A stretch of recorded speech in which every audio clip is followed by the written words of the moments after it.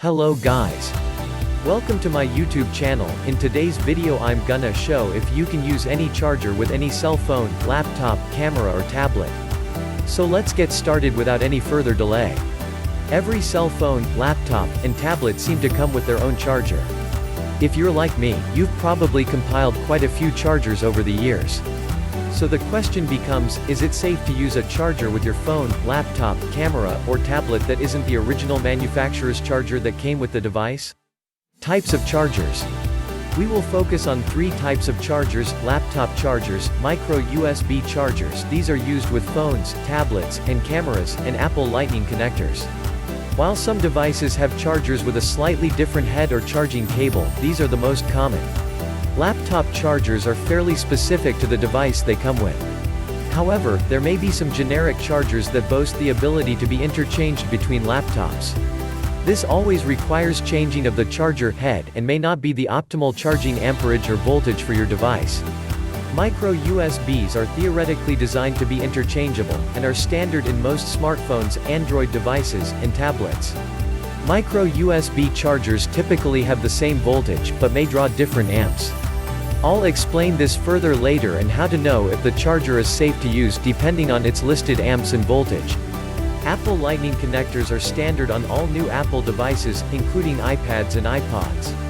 For older devices with a 30-pin charge port, a connector can be used to charge with the Lightning connector. The plugs must be the same. In order for a charger to be used on a different device, it's important that the plug of the charger, the head, fits securely into the charging port of the device. Micro USBs are the same across the board as far as charging heads, while laptop chargers are often specific to both make and model.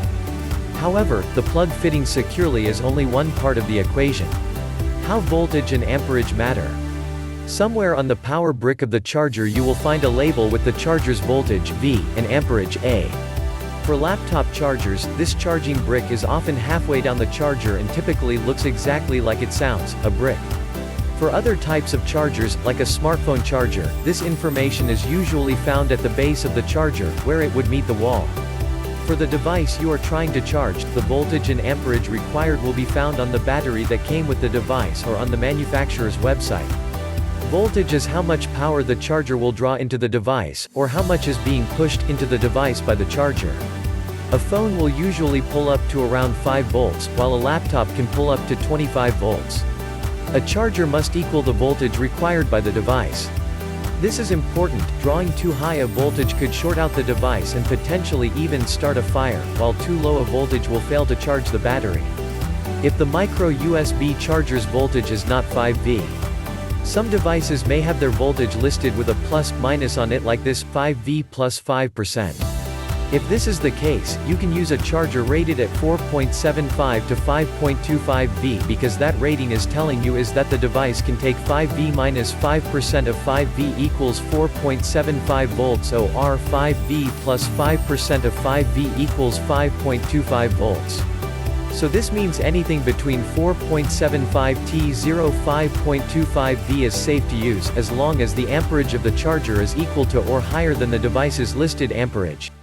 An interesting thing to note is all chargers supply a higher voltage than the batteries they charge. That is pretty much how they work.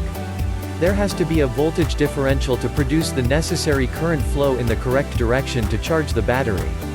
If you look at your car, it has a 12 volts battery, but typical alternators provide 13.8 to 14.4 volts charging voltage to the battery. Stay away from cheap knockoff chargers. The problem with knockoffs, particularly cheap knockoffs, is that they often don't support the power requirements of the device, or are not built to maintain a steady flow safely. This can cause damage to the device but can also pose a safety fire hazard. Overall, it's best to stick with the charger designed for the device you are using.